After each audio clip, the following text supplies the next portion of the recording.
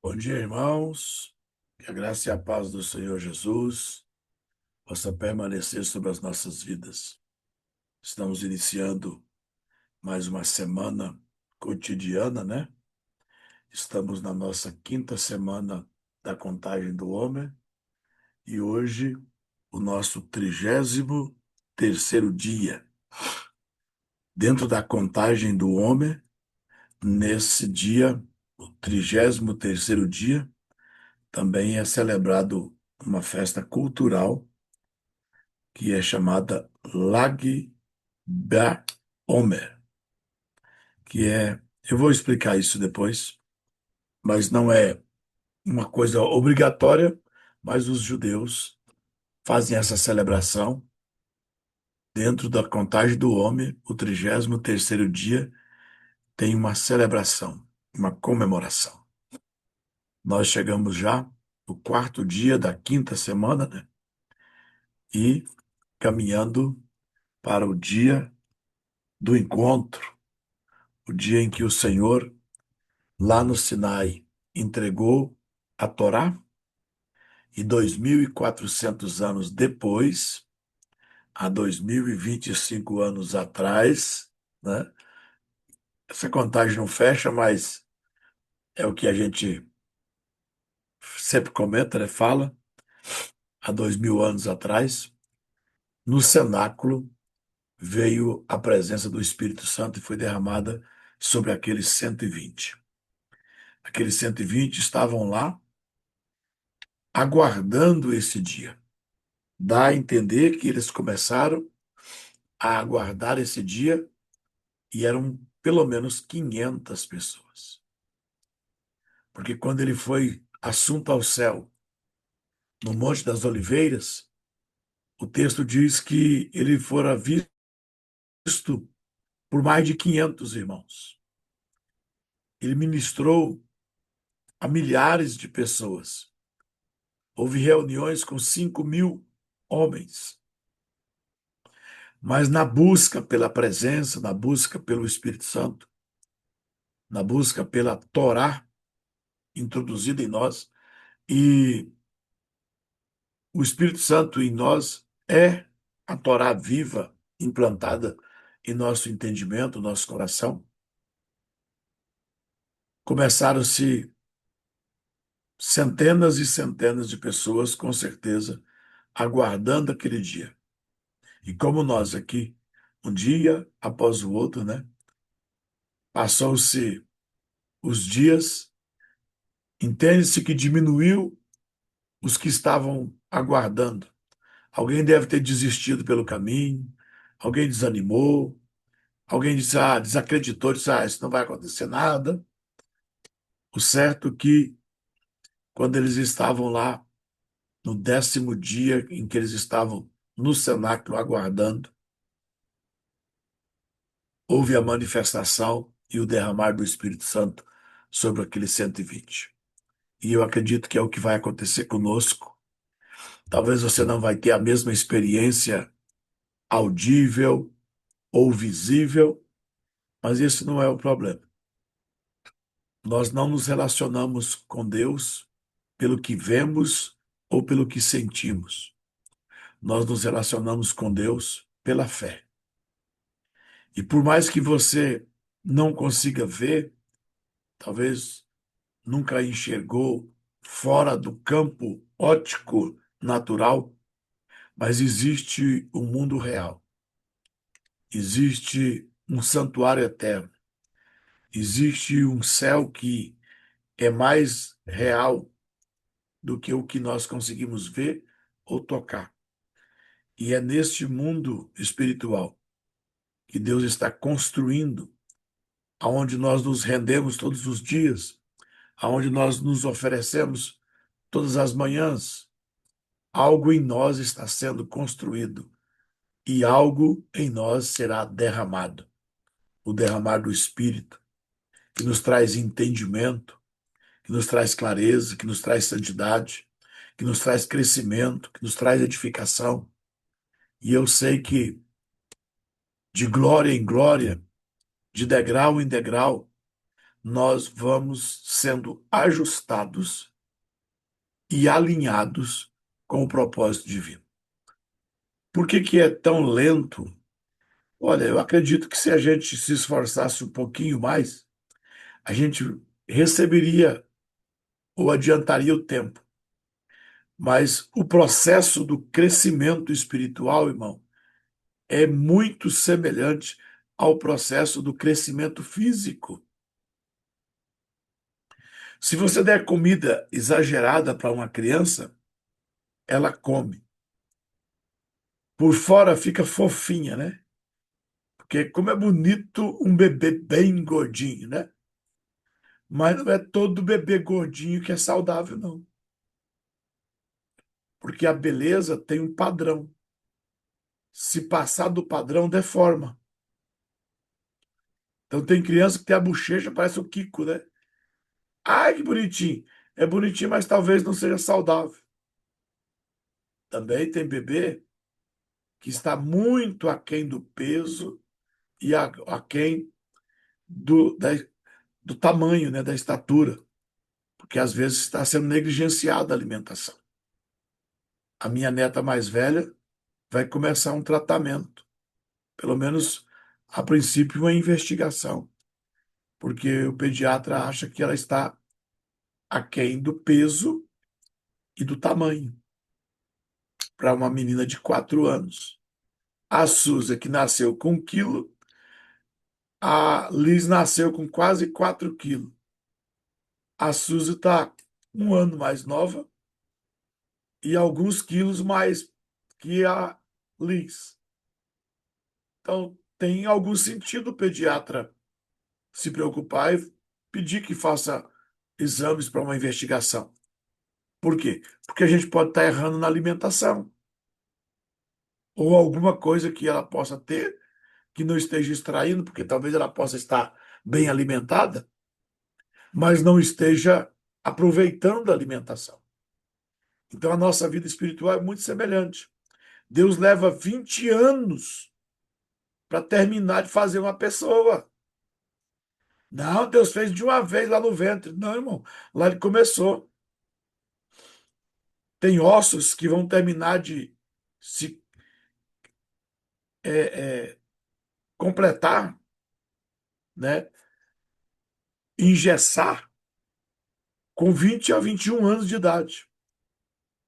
A atletas de esporte de contato, por exemplo, esses atletas que participam de lutas de contato físico pesado, ninguém pode lutar profissionalmente se não tiver uma autorização, enquanto eles não têm 21 anos. Por quê? Porque ainda tem parte óssea em formação. E é nesse entendimento que eu sempre acreditei que Deus leva 20 anos para fazer um homem de Deus, 20 anos para fazer uma mulher de Deus. Irmão, fazer é mais fácil e mais rápido do que refazer. O que você quer dizer com isso?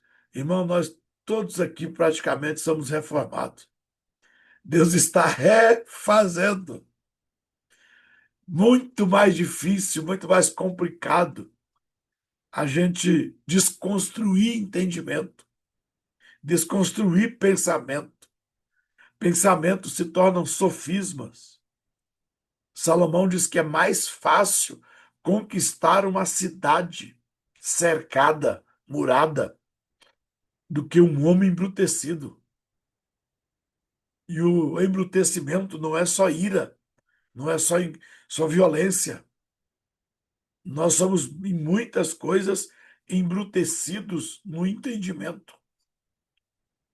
Alguém toca naquele ponto, você já discorda na hora, muda até o humor. Ontem chegou alguém de improviso aqui em casa, enquanto a gente estava jantando, e ele veio por causa do profeta Fabrício, que estava aqui.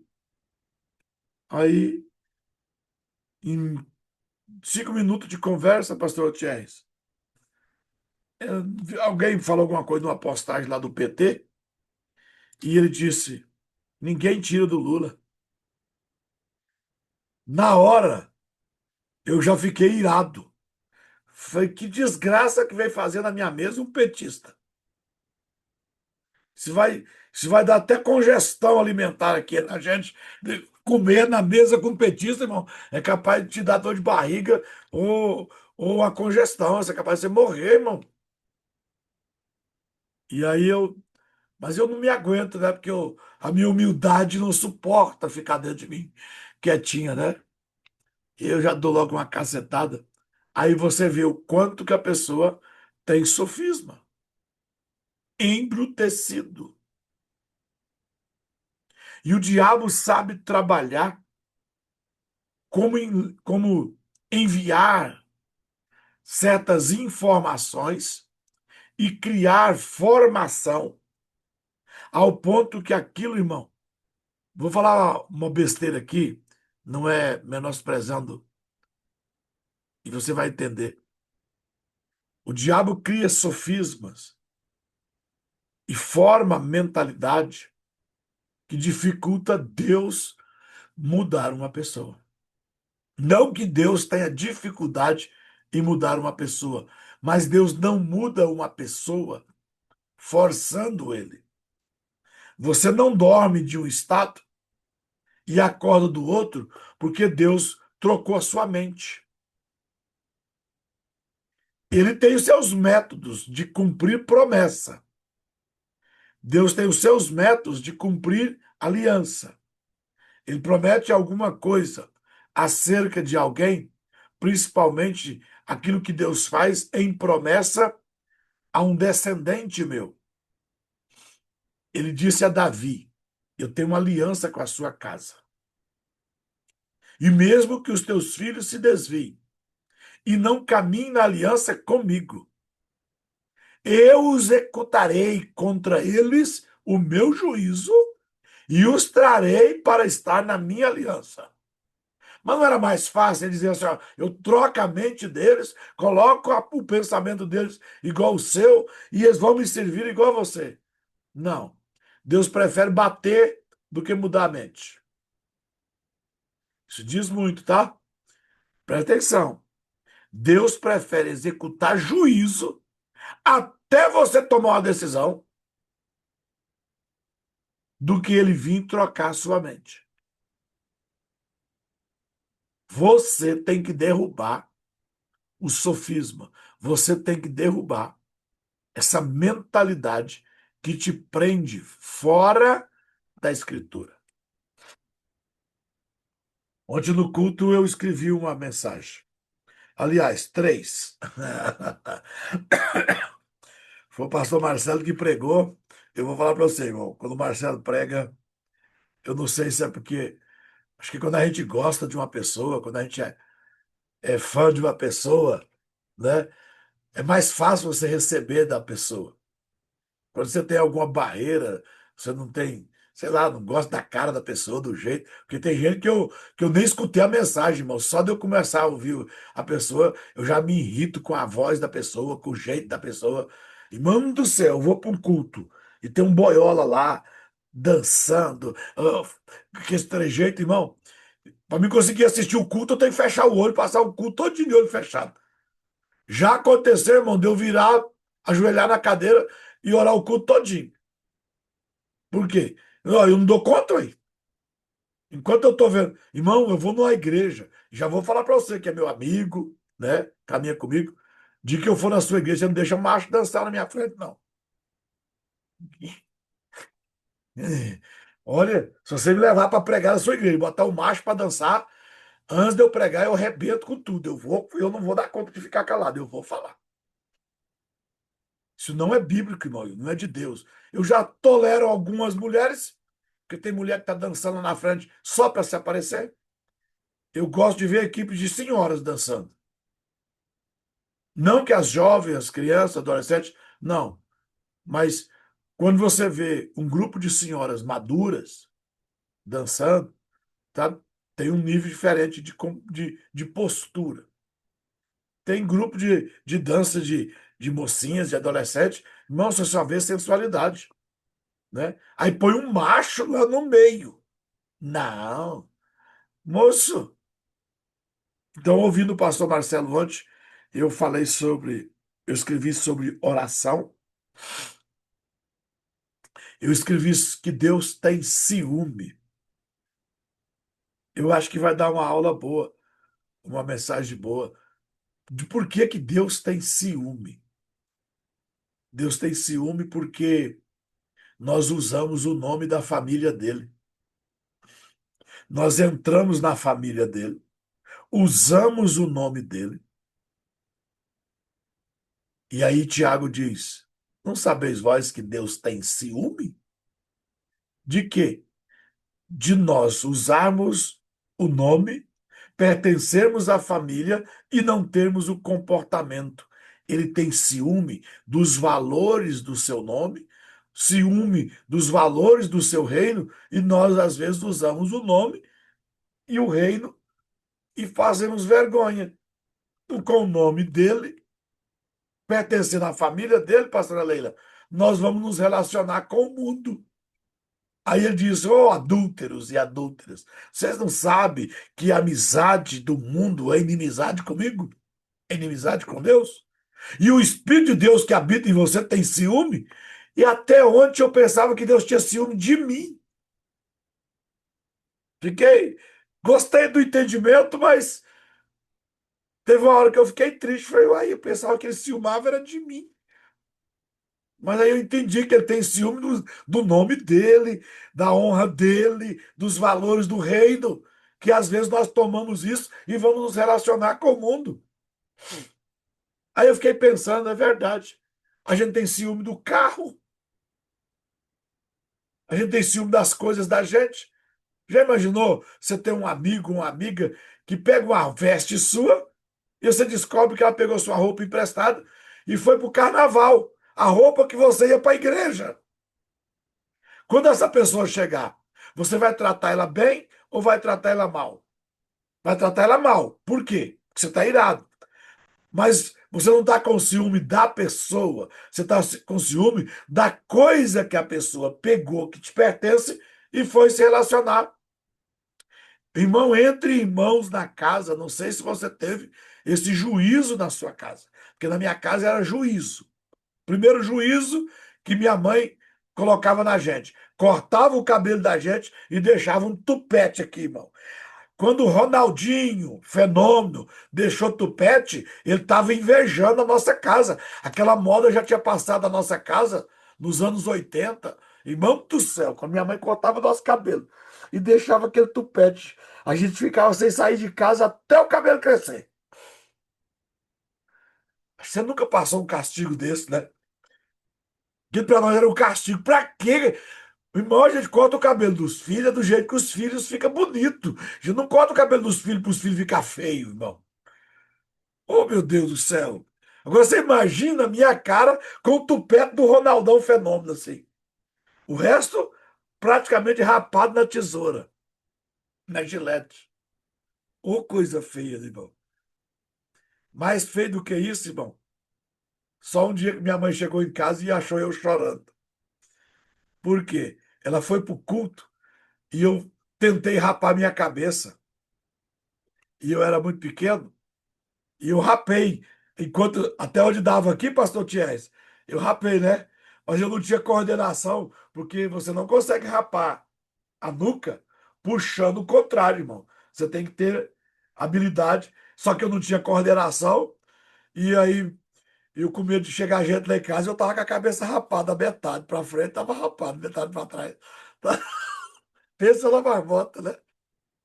Outro castigo que a minha mãe dava na gente era fazer as nossas roupas iguais. Ô, irmão, lá em casa era para ter. Ó, nós nascemos no Goiás. Eu não sei por que que eu não fiquei famoso. Porque no Goiás diz que quando dois homens é traído pela esposa, eles montam uma dupla sertaneja, né? Aí começa a cantar junto, né? E a dupla sertaneja, irmão, que veste igual. Mas a minha mãe fazia a roupa, aquilo era para aproveitar o tecido. Ia lá, comprava a roupa e os dois usavam a mesma cor. Ângelo e Mateus, se você tivesse nascido na minha época, vocês iam sofrer, viu? Sua mãe ia querer vestir vocês. Ai, que lindo! São gêmeos. Irmão, eu nem pareço com meu irmão.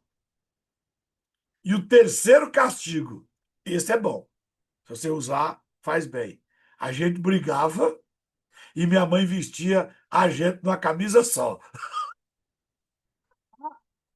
Irmão, aquilo a gente ficava dentro de uma camiseta só, né? Com a cara um no outro, fungando no outro, a gente tinha brigado, irmão. Aí as mãos tá dentro da camisa, né? Aqui até mordeu no outro, a gente mordia. Minha mãe deixava lá até a gente amansar. Depois que amansava, dava uma surra e tirava de dentro da camisa. Eu tô contando isso aqui porque eu falei que Deus tem ciúme, né? E deu o exemplo de que você tem ciúme de uma roupa sua que alguém usou indevidamente. Imagina Deus. Só que aí eu descobri que Deus não tem ciúme, não é de mim, não. Deus tem ciúme das coisas dele que eu uso. E se eu não usar as coisas dele, os valores, com excelência, ele vai me tratar como adúltero. E falei sobre, escrevi sobre febre. Essa vai dar uma aula, essa vai para aula. Isso eu não vou contar, não. O ciúme, eu posso fazer até uma live aqui.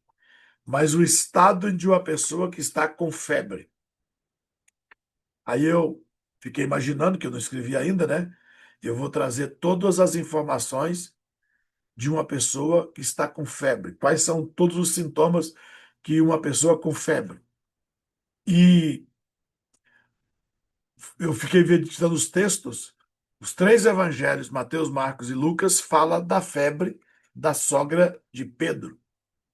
Mas Lucas faz questão de dizer que a sogra de Pedro estava com uma febre e a febre dela era, ela estava atormentada. Aí eu estou aqui tentando escrever sobre. Ah, aqui é meu computador, tá? E eu não dou conta de fazer nada direto aqui. Eu tenho que escrever primeiro aqui, depois eu posso até passar para o computador.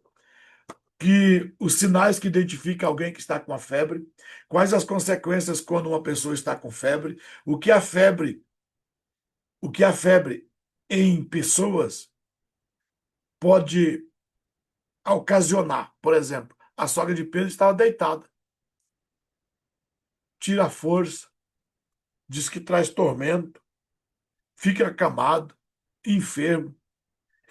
E a febre, irmão, é algo estranho que está no nosso corpo denunciando que está errado.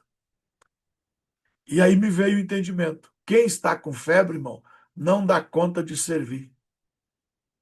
Porque o segredo, a mensagem toda, irmão, está em dois versículos. Que imediatamente, após Jesus curar ela, ela levantou e serviu. Então eu já tenho uma mensagem para a igreja. Você não está fazendo nada porque você está com febre. Você não serve para nada.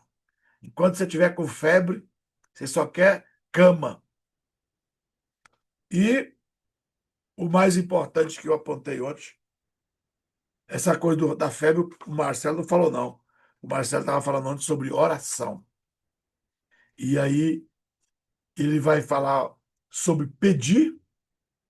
Quem pedir, recebe. Quem busca, encontra. E quem bate, abre. E aí Deus me trouxe uma clareza e eu escrevi aqui, vai ser uma aula de finanças. O que tem a ver, pastor? Pedir, buscar e bater. Porque ele vai falar sobre a importunação. Gente que só conquistou porque ele é ele ele conquista pela importunação. Só que quem conquista pela importunação, você não sabe quem é a pessoa que está lá no lugar importunando as pessoas, me dá, me dá, me dá. Normalmente em portas de banco, em algum ponto da cidade, sempre tem uns lugares que tem alguém importunando você, pedindo, pedindo. Você não sabe quem é aquela pessoa. Você não tem relacionamento com ela, não tem nome, não tem identidade. E também não importa quem dê a ela, ela quer receber. Então, quem busca por importunação, recebe de quem quer que seja. Quem der, não importa quem dá. E aí eu fiquei imaginando, velho, é por isso que tem crente que um dia está pedindo na igreja, outro dia está pedindo no centro de macumba. Interessante para ele é quem dá. Eu quero é receber. Esse é o tipo de crente que conquista por importunação. É, é.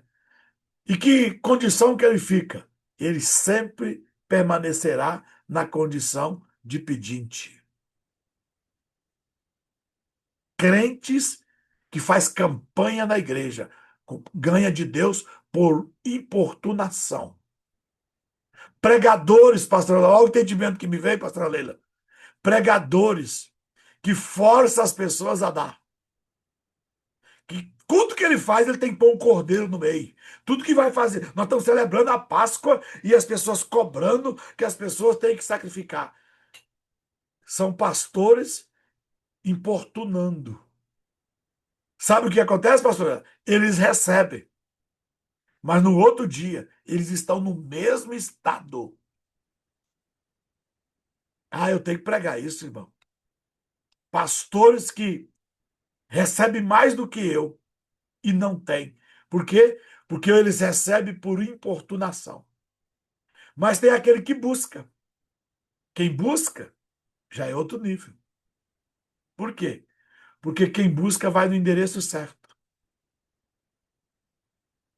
Você não busca de quem você não conhece. Então eu já tenho identidade de quem eu recebo. E de certa forma, eu já tenho nome, eu sei quem eu sou. Então eu vou no lugar certo. Entende? Eu tenho depósito, eu vou lá no banco e busco. Eu tenho crédito, eu vou lá no comércio e busco. É outro nível. E bater. Bater é só para quem tem relacionamento. Bater é só para quem tem intimidade. Você não dá para bater na porta da minha casa aqui, porque Deus quando escreveu a palavra, ele não, ele não, não estava falando de você que se tranca dentro de altos muros, não. Mas mesmo assim, se eu tenho intimidade, eu chego na casa do pastor Altieres e aperto a campainha. Então eu não fui lá importunar. Eu fui, porque quem tem intimidade nem sempre aperta a campainha ou bate na porta para receber. Porque o próprio Senhor diz: Eis que eu estou à porta. Então, bater é relacionamento. Um dia eu bato na porta dele, mas um dia ele bate na minha porta.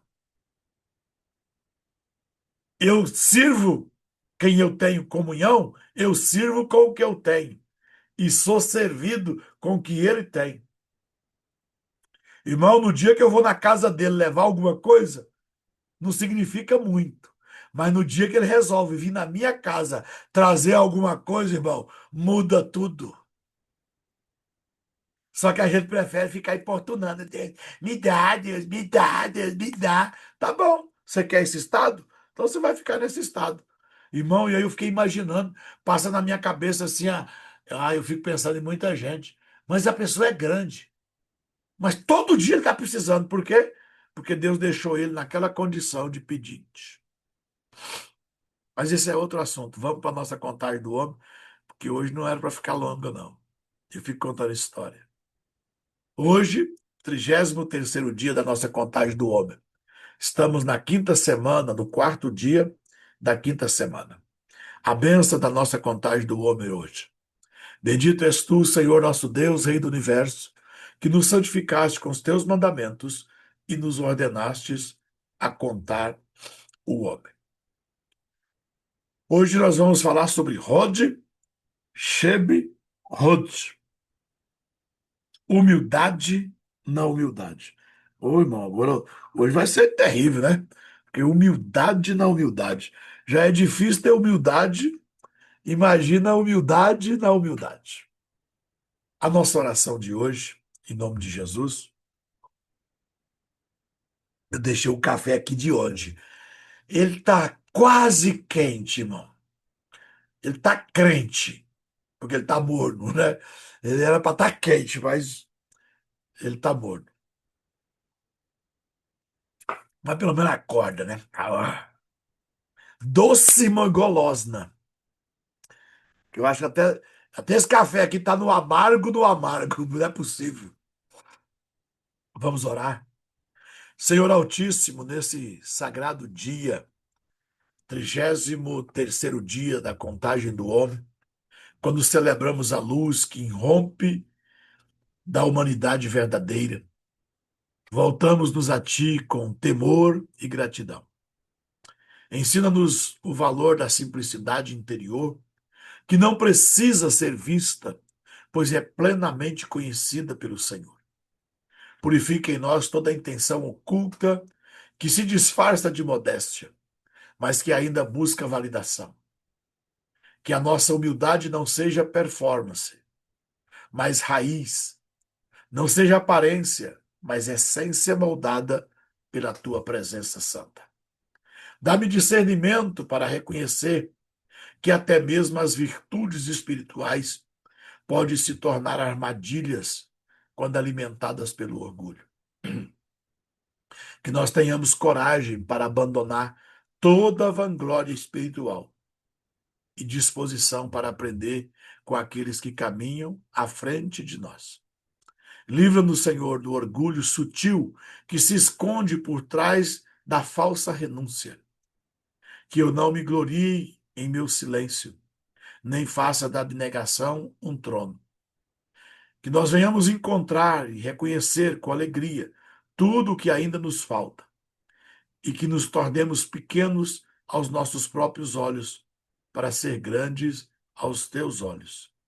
Ensina-nos a acolher correção sem resistência e a ver-nos mais santos e refinados, não uma ameaça à nossa identidade, mas um espelho do que também possamos nos tornar.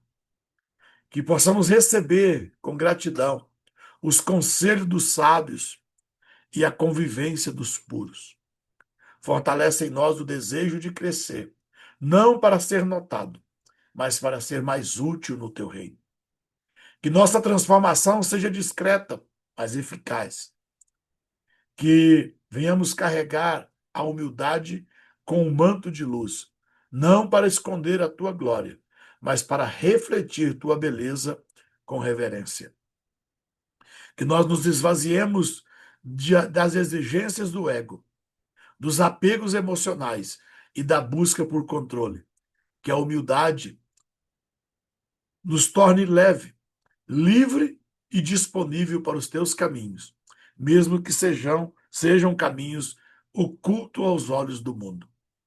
E neste dia em que celebramos a vida do reverendo Shimon Bar Yochai, que uma dedicação à verdade, sua renúncia ao mundo, a sua devoção à luz do conhecimento, inspire-nos a viver não para os elogios humanos, mas para te agradar em segredo.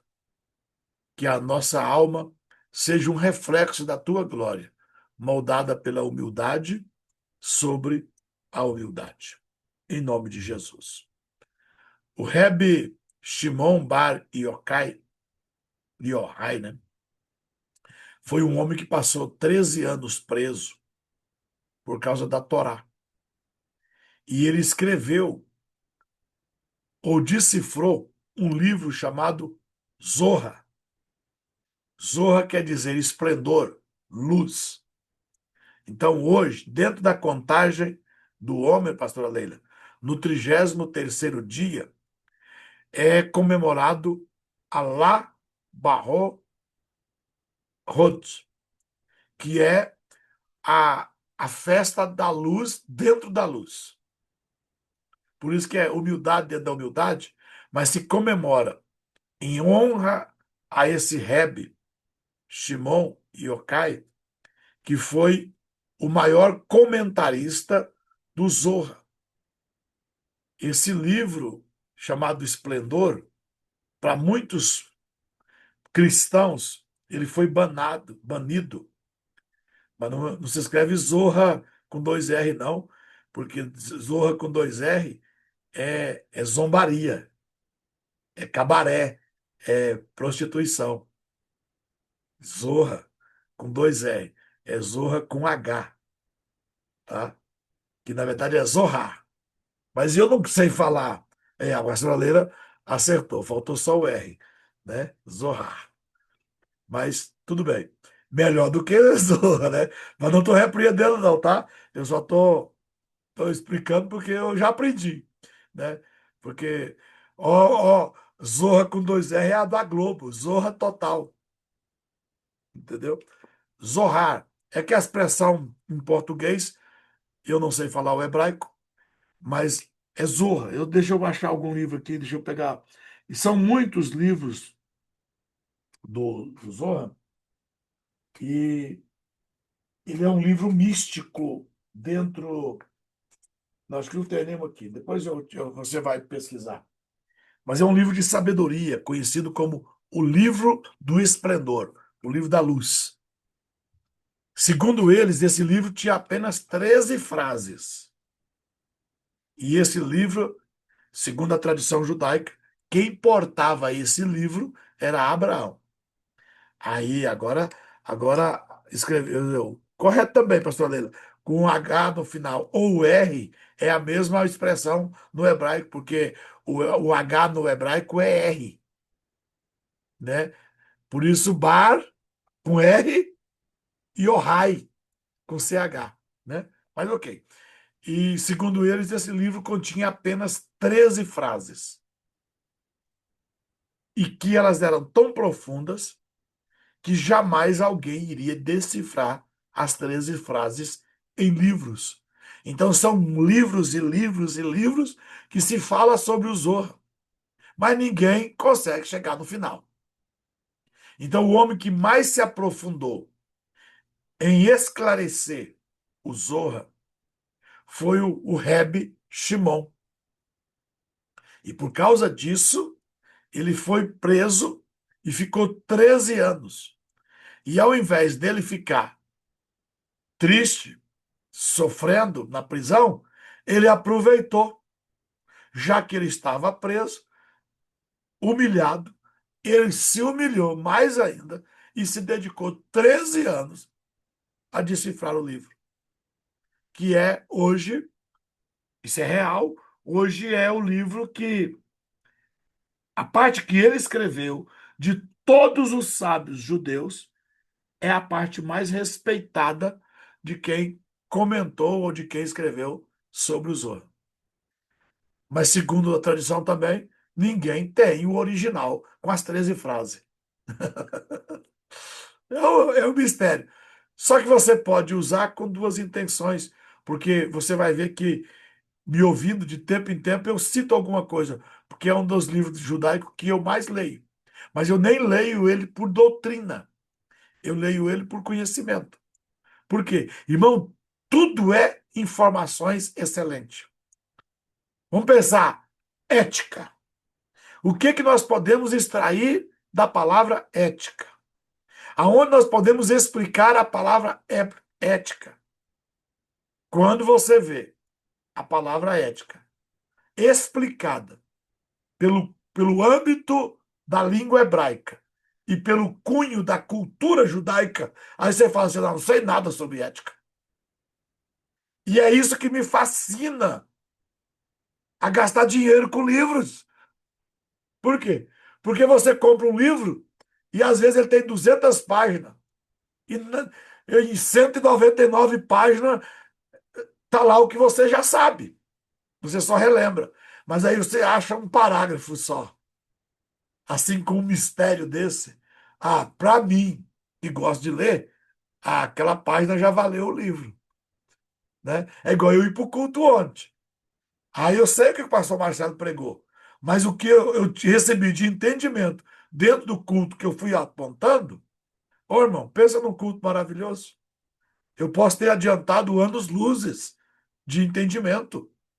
E é isso que é importante você estar ouvindo, algo que está ligado diretamente à palavra de Deus. Porque na maioria das coisas que ouvimos são repetitivas. Você já sabe. É bom lembrar. Mas quando chega algo assim, irmão, que parece que uma palavra só, aí eu lembro do centurião. Uma palavra só, Jesus. E o meu servo. Irmão, tem hora que Deus resolve o problema do mundo com uma palavra.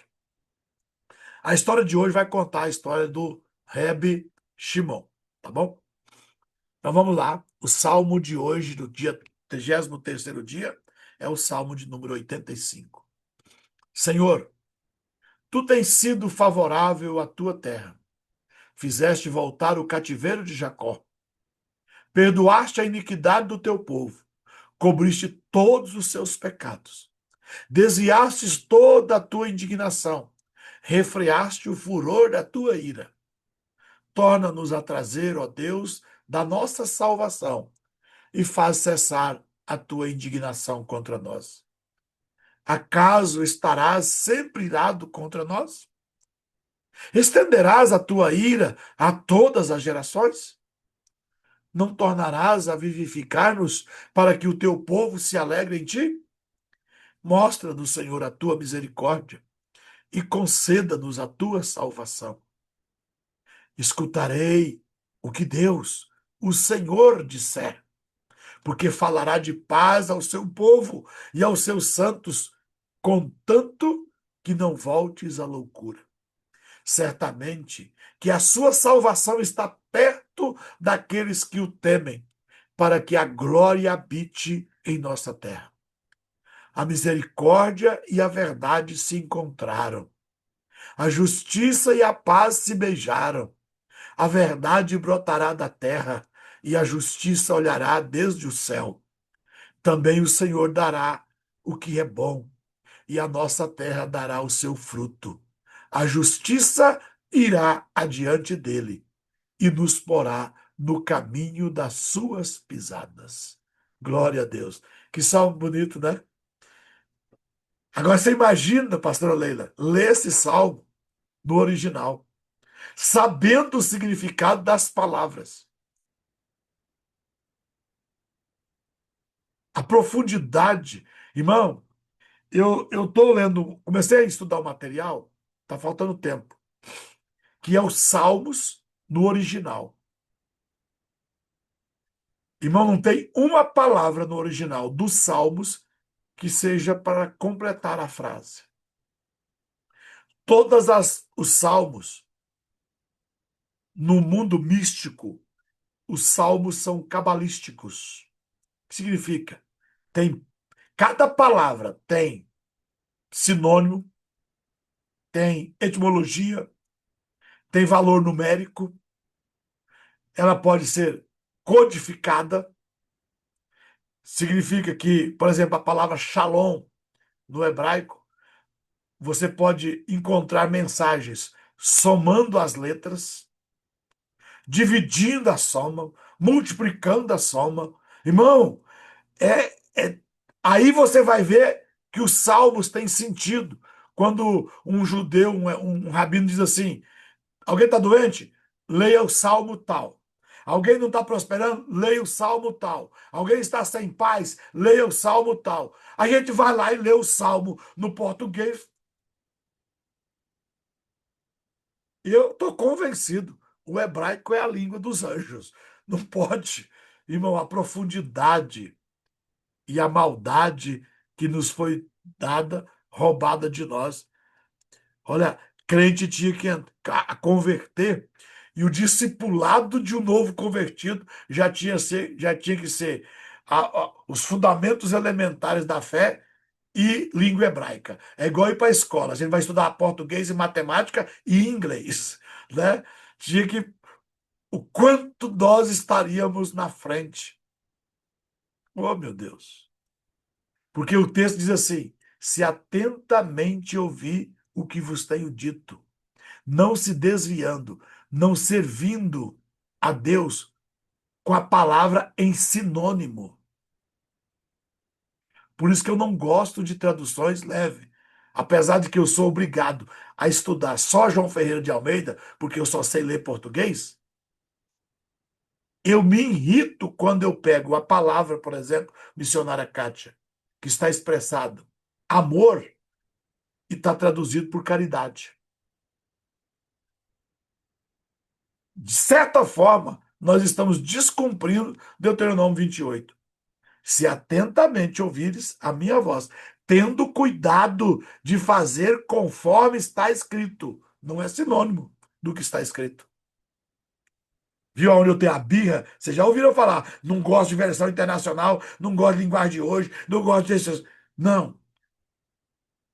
Por que que você gosta de João Ferreira de Almeida? Porque é a única que eu sei ler. Que se eu soubesse ler hebraico, eu já tinha mudado até eu aqui, mas eu tenho que ficar lendo com tradução. Levo 15 anos para ler uma vez a Bíblia aí. Mas vamos lá. A nossa meditação de hoje. Humildade dentro da humildade. Segundo, ó, já vou lá, né? Segundo a tradição cabalística, a cabala significa receber. Zorra, zorrar significa esplendor.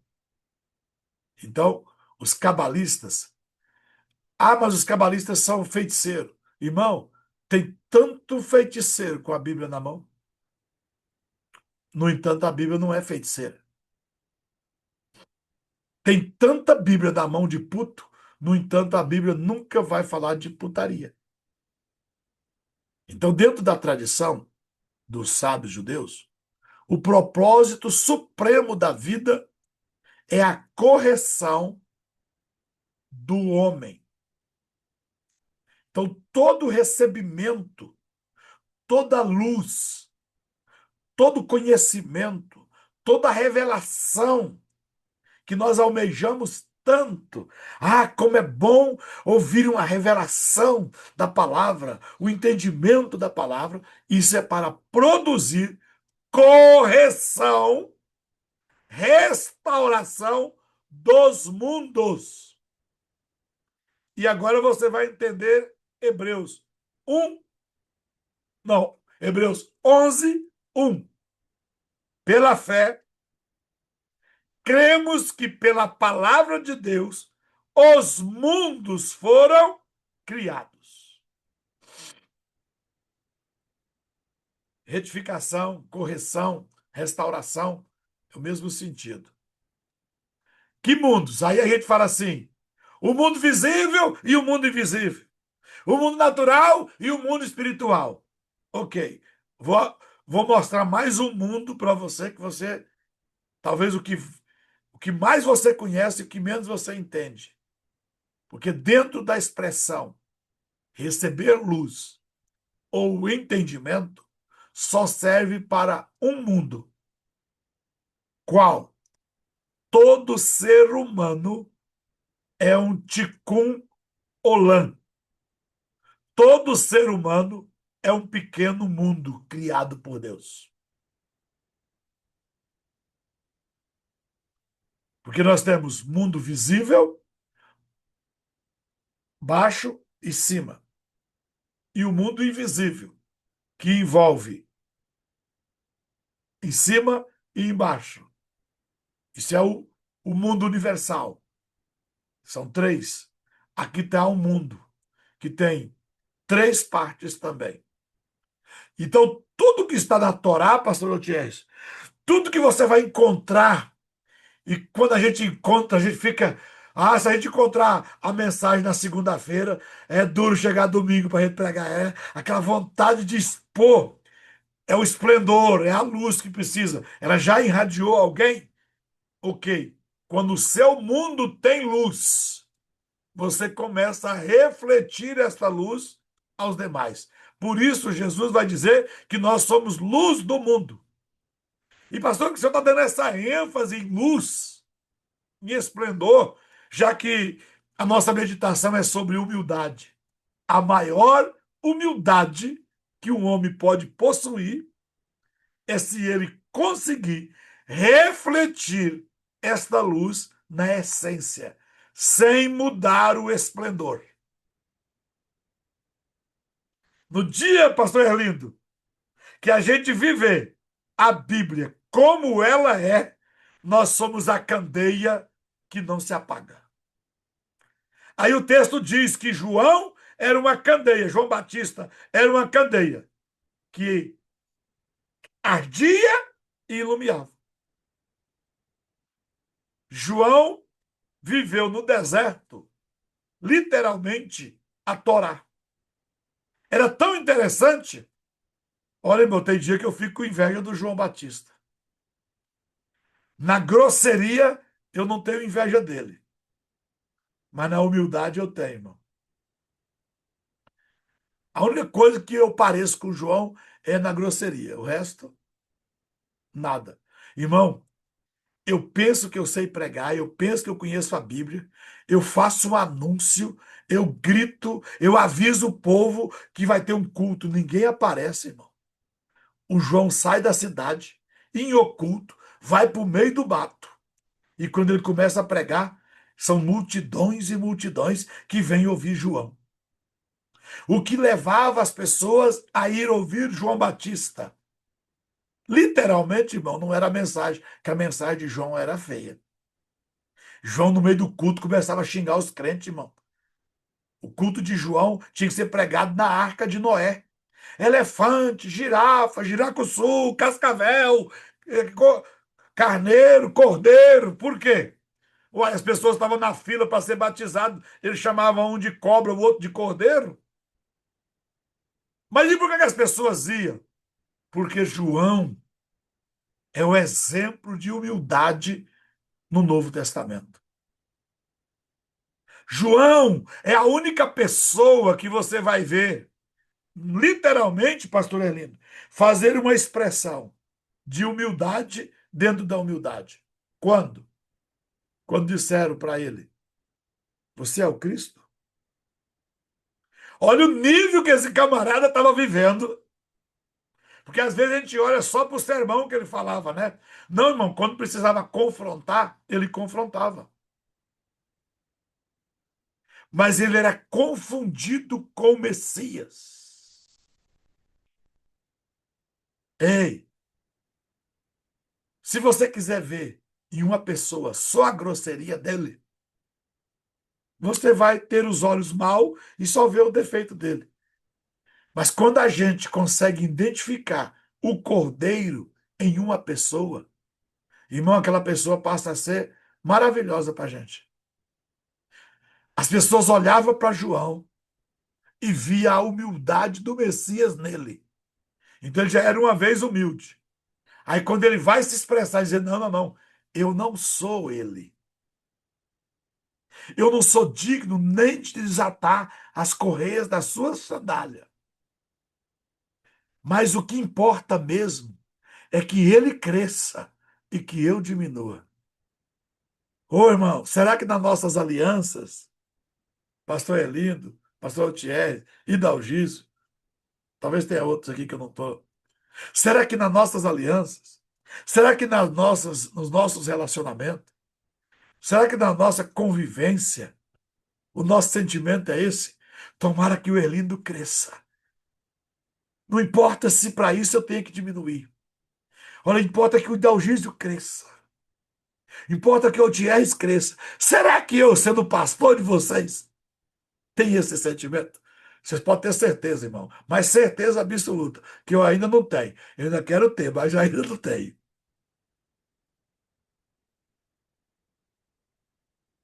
Humildade dentro da humildade, irmão. Irmão, isso aqui é um tapa na cara da gente, irmão. Por quê? Porque Jesus veio andando nesse espírito. Quando ele chegou aqui, irmão, quem sabia decifrar, quem sabia, como que eu vou dizer, missionária Kátia, quem sabia identificar quem era o Cristo? Se hoje, missionária Kátia, se Jesus aparecesse na sua casa disfarçado, né? Porque o texto de Mateus 25 vai dar entendimento que ele chega na nossa casa como alguém andarilho, como alguém pedindo, né? Ele diz, quando recebeste a um destes pequeninos, a mim recebeste. Você já imaginou? Jesus chegar na nossa casa disfarçado e de repente os nossos olhos abrir, como aqueles discípulos de Emaús. É ele! Só que não fazer o escândalo que eles fizeram, porque eles não deram conta. Quando os olhos deles abriram e viu que era o Messias, eles espantaram, o Messias foi embora. Mas já imaginou Jesus chegar na nossa casa, você receber ele como uma pessoa comum? De repente, os seus olhos abrem. E você recebeu aquela pessoa como uma pessoa comum. E ao invés de você servir eles, pastora Deusimara, você põe, lava essa louça aqui para mim. Você podia pegar aquilo ali? A gente não faz assim com as pessoas comuns da nossa casa? Por exemplo, uma das pessoas que mais vem na minha casa aqui é o Robson. O Robson chega aqui em casa e vai, faz o chimarrão lá para nós, Robson. Tem outras pessoas que chegam aqui em casa que já são de, por exemplo, a Patrícia Moura, que caminha com a gente tem mais de 20 anos. Por muitos anos ela foi solteira na minha casa. Aí ela casou. Hoje ela mora com o marido dela, mas morou na minha casa há muito tempo. Quando a Patrícia chega, depende da hora, eu ponho ela na panela na hora para fazer alguma coisa. Vai lá, Patrícia, faz isso. Já imaginou o dia Jesus chegar aqui disfarçado no Robinho? Vai ser um Jesus muito feio, mas por isso que vai ser difícil de identificar, né?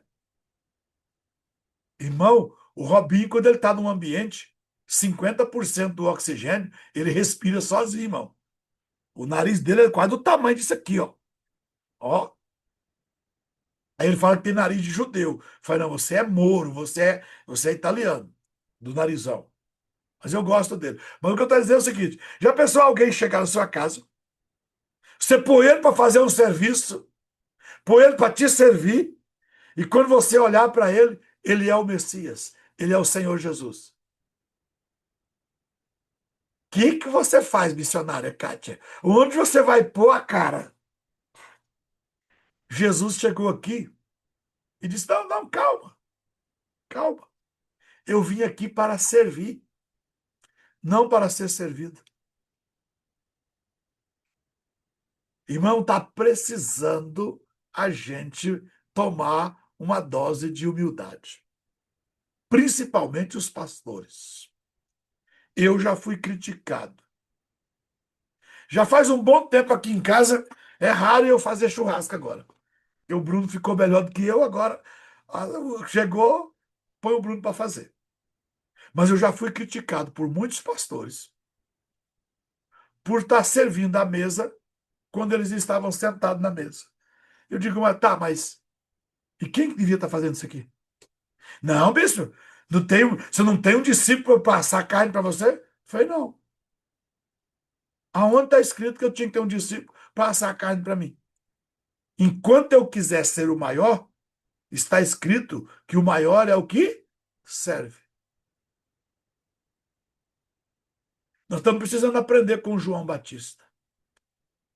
Jesus é tão humilde, irmão, que ele chegou em João Batista e disse: João, me batiza.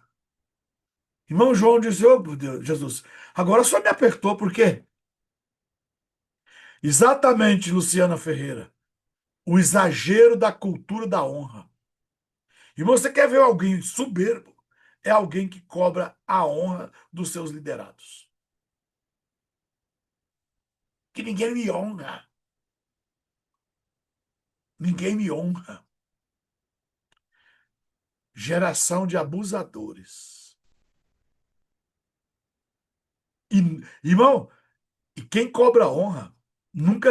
Honra é igual sepultura. Nunca desbasta. Irmão, e eles querem honra de. Não, eu vou nem entrar nesse ponto, não, porque eu vou machucar a gente aqui. Deixa eu ficar no meu que eu escrevi. Humildade é para servir. Não é só para você baixar a cabeça e ser humilde. Porque também tem uma falsa humildade, irmão. Tem gente que é frouxo e finge que é humilde. Não. Use a humildade para servir. Esquece seu posto. Esquece seu título. Esquece sua posição. Ei, você tem humildade? Aonde você for servir, eu já fui colocado para dormir Eu acho que era onde o cachorro dormia. Porque no outro dia, pulga, não tinha cabimento.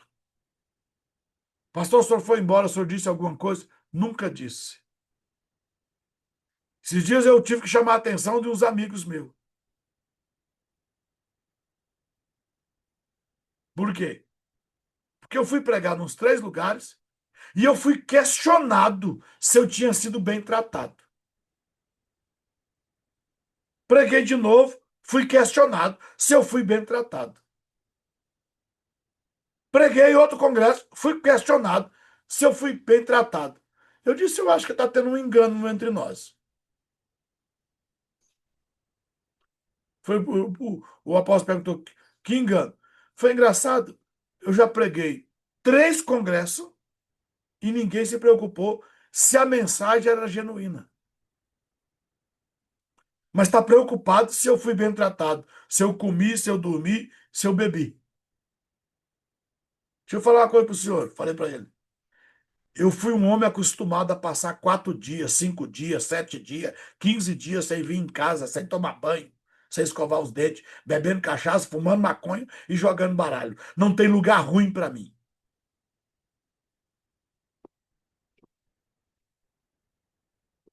E eu não vim para o evangelho para trocar de hotel. E ninguém precisa me oferecer mais do que o que eu tenho lá em casa. Porque não tem orgulho maior do que dormir 3 dias num hotel 5 estrelas e voltar para casa e dormir no colchão que tem 25 anos.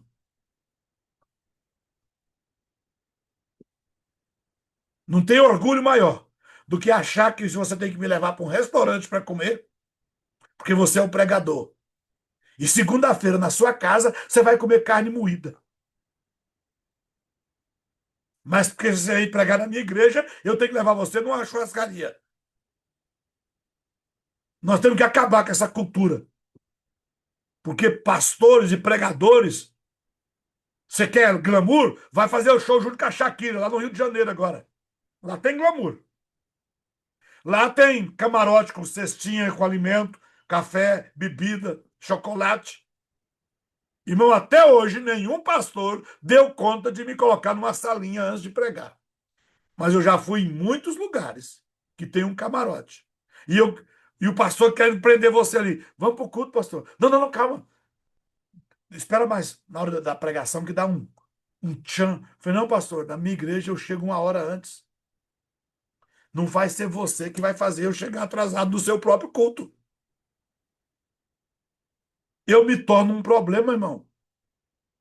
E isso não é humildade, não, tá? Eu não tô falando de humildade, não. Eu tô falando aqui de integridade. Porque até agora só é integridade. Humildade é eu ir, não receber nada e voltar calado.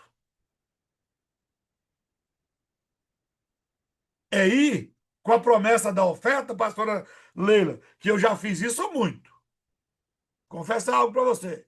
Pegar uma nota de R$ 100, escrever nela e pôr ela de oferta lá.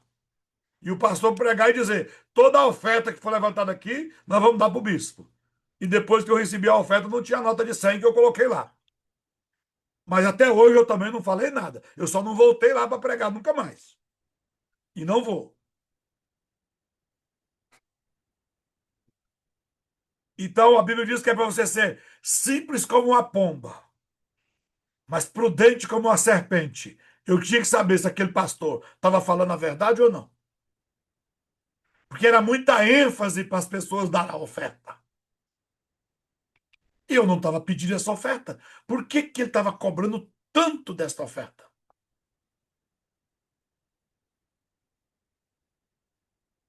Agora, humildade foi eu voltar para casa e nunca contei para o pastor que ele ficou com o meu dinheiro. E por que você não contou? Porque se eu contar, eu tiro o juízo da casa dele. E eu tenho que deixar ele com juízo. Ele tem que aprender. Então, os sábios ensinam que nós somos um mundo do qual só pode ser corrigido se nós aceitarmos a luz da Torá em nós, implantarmos a luz da Torá. E quanto mais nós temos luz da Torá, mais nós nos parecemos com o Messias. E a característica mais autêntica do Messias é mansidão e humildade. Ele não disse: vinde aprender de mim, que eu tenho as revelações da Torá. Vinde para o culto, porque lá vai estar o profeta das revelações profundas. Irmão, o homem adivinhava até pensamento, decifrava até pensamento. No meio da mensagem, Jesus aplicava uma frase e intimidava pessoas. Por quê? Porque a Bíblia diz que, sabendo o pensamento deles. Ô, irmão, eu já pedi isso para o Espírito Santo, mas o Espírito Santo, eu descobri que cobra não tem asa, não, irmão. Dragão tem asa, mas cobra não tem, não. Você não vai encontrar cobra de asa, não. Porque Deus não dá asa para cobra. Você já imaginou eu pregando aqui e sabendo o pensamento de vocês? E aí você pensava mal contra mim e eu, puf! Porque o que eles estavam pensando de Jesus era mal. Mas Jesus não disse: vinde para a reunião do profeta das revelações profundas. Não, vinde aprender com alguém que é manso. Vinde aprender comigo, que sou manso e humilde. Irmão, aprender com quem é manso, irmão. Não tem nada mais difícil do que aprender com quem é manso. Não tem nada mais dolorido do que aprender com quem é humilde. Sabe por quê, Elisandra? Porque quem é manso e humilde, o que você precisava ouvir agora, e eu taco na cara assim, se você fizer, eu respondo na letra, tá, pá. Se eu fosse manso e humilde, eu ia esperar o momento certo, a ocasião. Irmão, eu demorei muito tempo para acreditar que a verdade tem hora para ser dita. Porque eu dizia, a verdade é absoluta. A verdade tem autonomia. E alguém dizia para mim, não, bispo, Hinaldo, a verdade tem hora para ser dita. Falei, que é verdade? A verdade tem supremacia. Não, mas depende da forma que você coloca a verdade, ela não é aceita. E você não pode jogar pérolas fora. E até hoje eu ainda não aprendi, porque se eu estiver fervendo, irmão, é difícil eu esperar 3 dias. Mas esses dias um pastor falou para mim, falou, "Olha, tem uma coisa que eu vi lá na sua igreja, que eu peguei para mim." Eu falei, o quê? Tem um bocado de coisa que eu vi que o senhor viu e o senhor não falou nada. Eu falei, não, eu tô lutando para não confrontar pessoas em pecados que não querem arrepender. Então eu já estou dando conta de congregar com a pessoa em pecado. Todos nós congregamos com alguém em pecado porque nós também pecamos. Mas eu estou me referindo assim, Idalgísio, aquele pecado que você sabe, você tem certeza. Por exemplo, eu congreguei com um rapaz aqui quase um ano, com as fotos dele e a amante dele, no meu celular. E eu falando shalom para ele, e ele me abraçando e dizia, pastor, eu te amo demais, pastor. Eu falei, eu também. Eu tenho certeza que eu te amo muito mais do que você me ama. Não, não, bispo. Eu acho que aqui nessa igreja não tem ninguém que te ama igual eu te amo, não. Eu falei, "Ah, você nunca encontrou um pastor que te ama do tanto que eu te amo." Isso começou a ser as nossas últimas conversas. Cada vez que a gente se encontrava. E ele fingindo que me amava porque ele estava escondendo. E eu fingindo que amava ele porque eu estava escondendo. Mas não estava fingindo, não. Eu levei ele até o dia que eu tive que confrontar. E no dia que eu confrontei, ele não teve como fugir. Falei, você pode vir aqui? Pode. De quem são essas fotos aqui?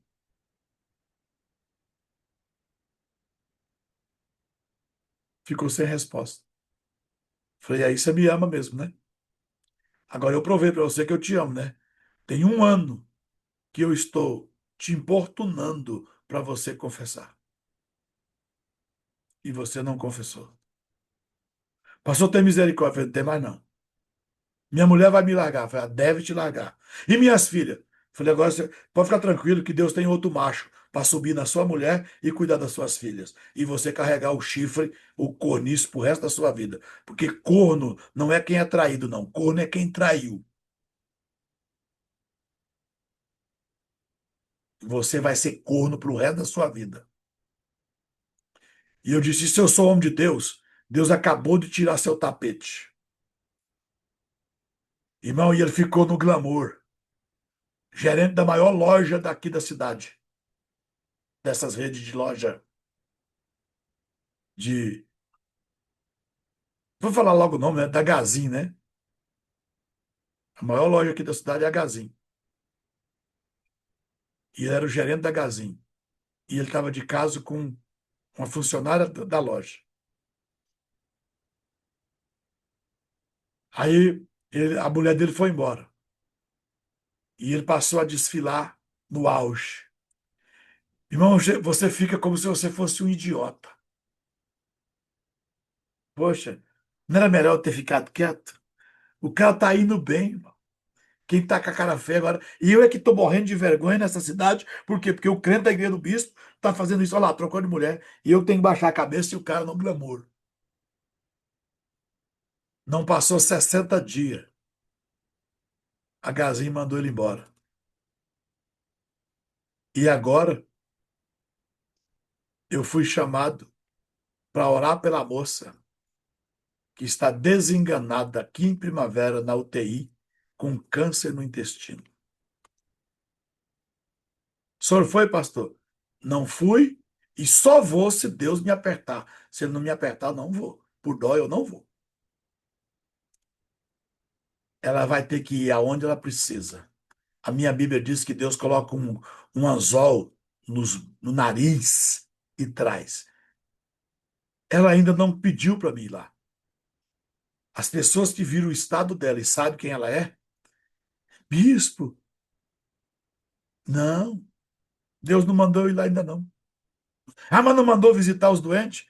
Mandou, mas não mandou visitar doente que ficou doente por causa de putaria, não. Mandou os putos confessar seus pecados primeiro. Eu não vou lá orar por ela enquanto ela não tiver.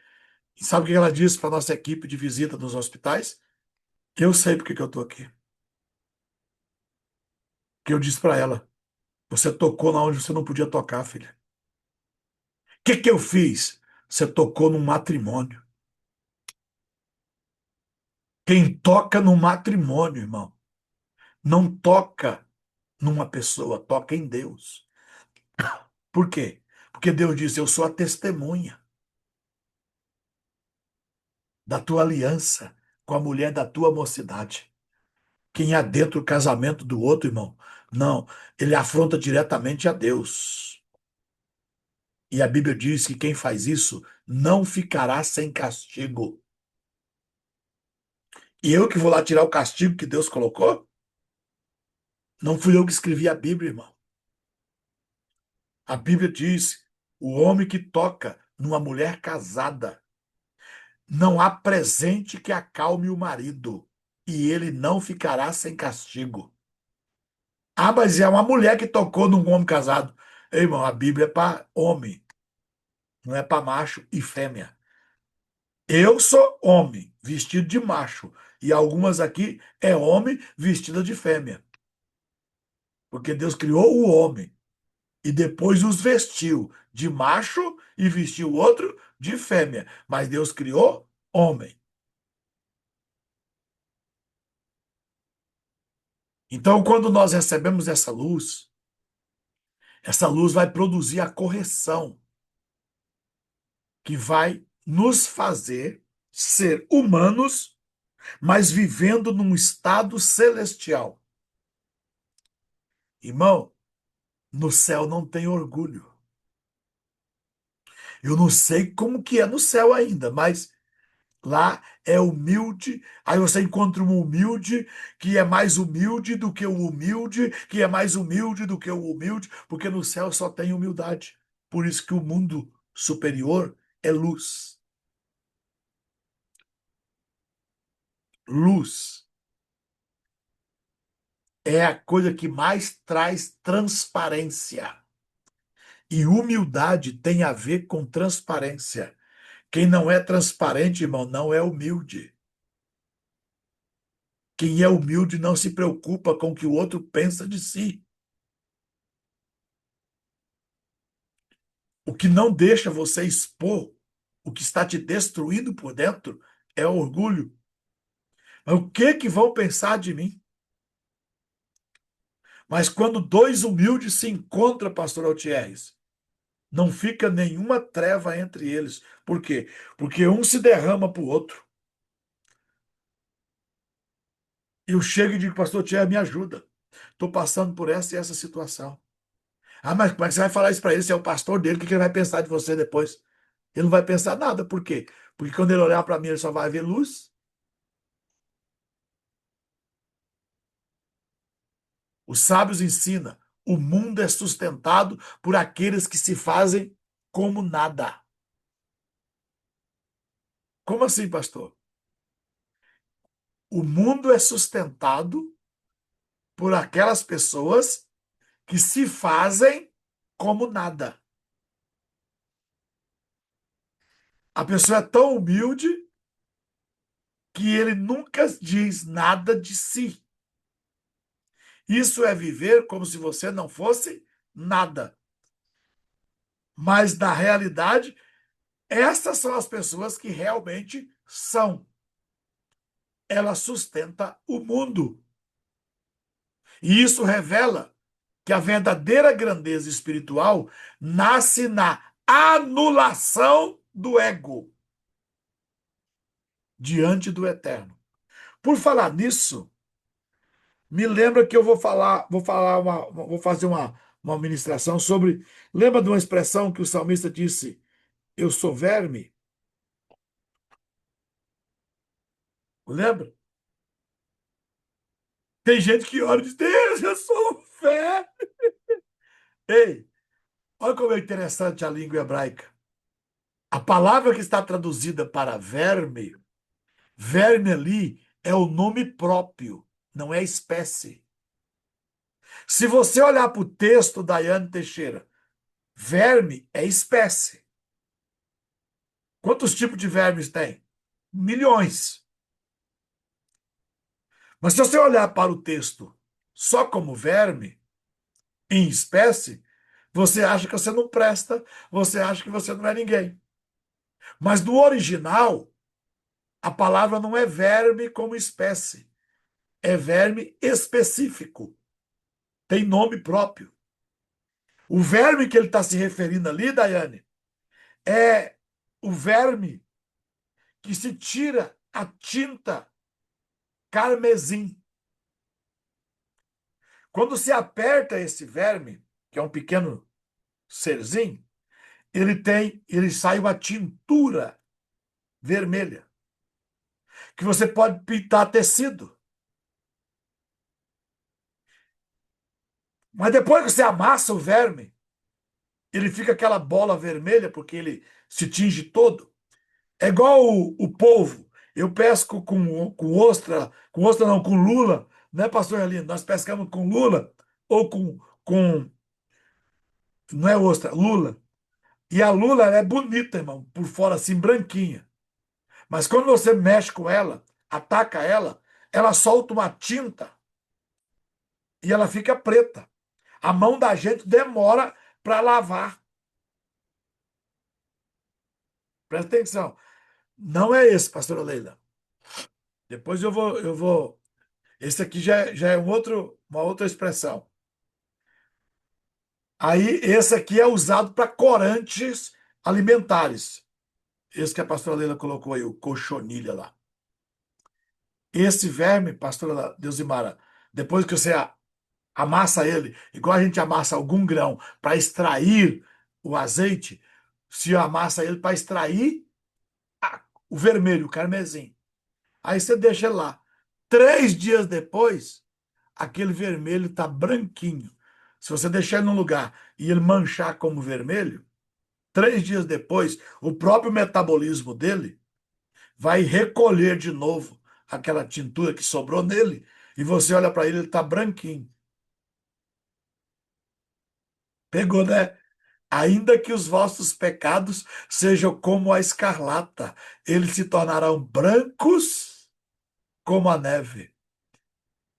Ele está dizendo para Deus no Salmo: Deus, eu sou o verme tal. Hoje eu estou vermelho. Mas se o Senhor for esmagado, 3 dias depois eu estou branquinho de novo. De quem ele estava se referindo? A alguém que foi ferido e saiu sangue. Mas 3 dias depois, a humanidade estava branquinha. Olha o sentido da palavra que ele estava dizendo: eu sou um verme. Aí a gente quer orar e quer ser humilde, e a gente coloca verme, mas a gente coloca verme como espécie. E ele estava tratando de algo específico. Então nunca ore dizendo: Deus, eu sou um verme. Deus, eu sou um caco. Isso não é humildade, irmão. Isso Satanás fica aplaudindo você fazer isso. Isso não é humildade. Então a humildade, dentro da humildade, é você a cada dia se tornar mais parecido com o Messias. E diante dos homens, você está sempre na disposição de servir. E todas as vezes que você for manifestar, sempre exalte os outros e não a si mesmo. Irmão, isso não é simples assim. Falar aqui é fácil. Eu estou falando isso aqui porque eu tenho anotado aqui na minha frente, irmão. Tá tudo escrito aqui na minha frente. Eu só não estou lendo. Por quê? Porque eu vou pregar e digo, irmão, eu tenho uma palavra de Deus aqui. Irmão, esse eu não é humildade, irmão. É orgulho. Como é que eu vou expressar, então, diante da igreja, que eu tenho uma palavra? Também eu não posso ter falsa humildade. Por que que é difícil, Cida Soares, orar em secreto? E não é difícil orar em público. Porque em público eu posso falar o que eu não sou. Porque eu estou falando para muita gente. Em público, Guilhermina, eu posso usar palavras bonitas, estando num estado feio. Senhor, nosso Deus Todo-Poderoso, entramos na tua presença, eu, teu filho. É? Em adultério, você fala que é filho em público. Vá para o seu quarto, vá para o seu aposento e finge palavras para ele. Porque quando a gente vai para o secreto, a gente não tem oração? Por que que acabam as orações? Porque não dá para fingir para quem te conhece mais do que você mesmo. Então, se a gente quiser aprender humildade, tem um lugar de começar. Aonde? No secreto. Porque no dia que nós dermos conta de reconhecer diante de Deus quem somos, a gente sai de lá sendo o que não era. Eu digo que você, orando certo, em 30 segundos, sua vida é transformada. Como? Dizendo para Deus quem sou, o que quero e o que sinto. Porque na maioria das vezes nós dizemos para Deus o que queremos e de fato não queremos. Dizemos para Deus o que sentimos e de fato não estamos sentindo. E dizemos para Deus quem somos, que na verdade não somos. Então, para conversar com Deus, não tem como fingir a identidade. Para conversar com Deus, não tem como fingir o estado. Para conversar com Deus, não tem como fingir o sentimento, os desejos. Eu, na verdade, estou desejoso de algo e oro dizendo, Deus abençoa teu povo. A gente é tão falta de humildade que a gente fala assim, ó, ore pelo irmão, mas abençoa ele naquilo que você deseja, que Deus vai te dar. Como se Deus se enganasse, né? Quem é mesmo que está querendo? Eu que quero e olho que a Elisandra está precisando. Ô, irmão, essas orações não funcionam, não. Você já viu isso demais dentro da igreja. Ora pelo seu irmão aí, abençoa ele aí, que enquanto você está abençoando ele aí, Deus está abençoando você aqui. Tá não, irmão. Deus não abençoa por causa disso. Deus abençoa por causa do princípio, não por causa da oração.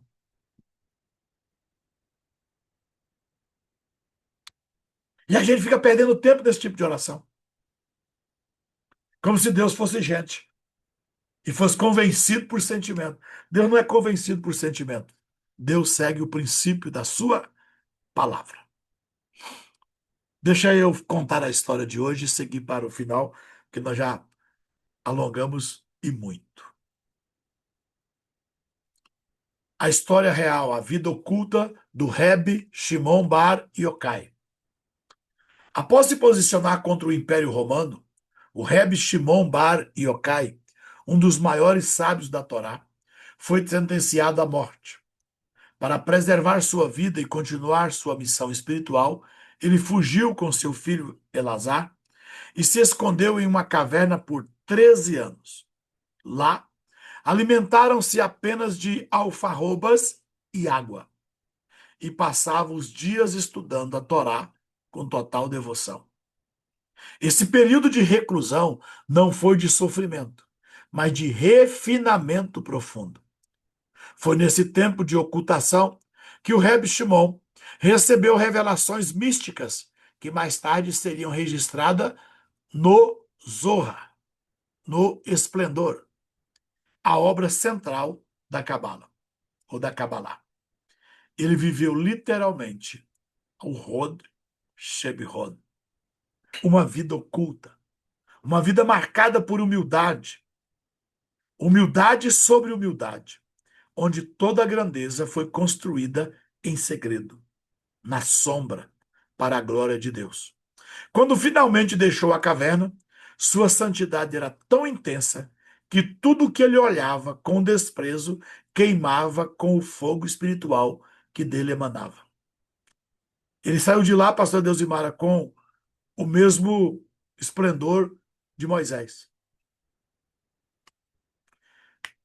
O texto de Moisés não diz que Moisés destruía o que ele olhava, mas foi aconselhado ele colocar um véu. Para quê? O que ele carregava era tão grande que, com certeza, quem não estava na mesma condição sofria danos. Percebendo isso, voltou para a caverna mais um ano, a fim de refinar sua compaixão. Só então, com humildade restaurada, voltou para servir o povo. Até o fim da sua vida, o Rebbe Shimon evitava títulos, honrarias e reconhecimentos.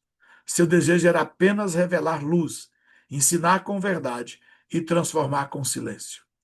No dia da sua morte, pediu que seu falecimento fosse lembrado com alegria, pois era uma união definitiva com o Eterno. A vida do Rebbe Shimon é o testemunho mais puro de humildade dentro da humildade. Ele viveu escondido para revelar o que é eterno. Sua humildade não era discurso, mas escolha. Ele abriu mão da fama, do conforto, da projeção social, tudo por um chamado maior. Hoje somos convidados a refletir: nossa humildade nos esconde ou nos promove? O refinamento espiritual verdadeiro, como o dele, começa onde ninguém vê, na caverna da alma, no silêncio da obediência, na entrega do ego, à glória a Deus. Que Deus te abençoe. Vamos à declaração de hoje. O pastor não vai fazer oração, você sabe orar também, tá? Ainda te dei uma oração escrita aí, você pode orar. Fique à vontade. O verdadeira humildade será a minha veste de luz. Não buscarei aparência, mas essência. Refinarei minhas intenções com pureza e verdade. Não me compararei com ninguém, mas me esvaziarei para que o Senhor preencha minha alma com a sua presença. Minha humildade não será vaidade disfarçada, mas expressão da glória divina em mim. Que esse dia seja abençoado e cheio de significado para mim e para você. Que Deus abençoe, tenha um bom dia e uma ótima semana. Amanhã nos vemos no mesmo horário, em nome de Jesus.